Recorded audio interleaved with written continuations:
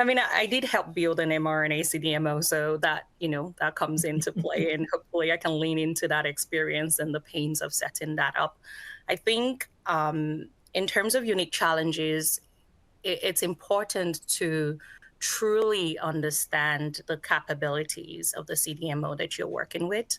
Are they a legacy organization that owns their own processes when it comes to quality, but don't have experience in agility or in developing something novel? Therefore, they can't really adapt as quickly as is needed to the modality that you're working with.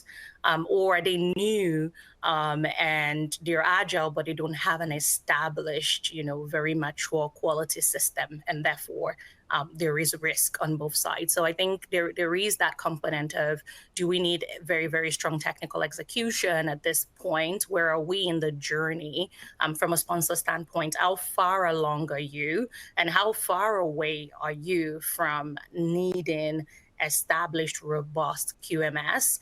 And, what does that CDMO that you're working with, if they're a very small one, what is their aspiration? Are they aspiring towards a very robust organization in the future? So I'll say those challenges of just understanding scope, understanding aspirations of the CDMO and true capabilities, not just what they say they have, but what they truly have on ground.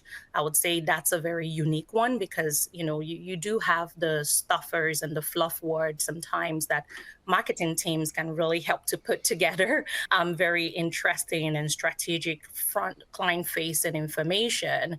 But then on the ground, there is real practical technical expertise in executing novel modalities and ability to really understand how, when problems come up, if this team does not have that technical strength to adapt to it, then that's a problem. And if this team does not have GMP agility or adaptability and the ability to work with novel modalities, then you have a problem as well. So those would be some of the things that I would, that come straight to mind as I think about the unique challenges in this space.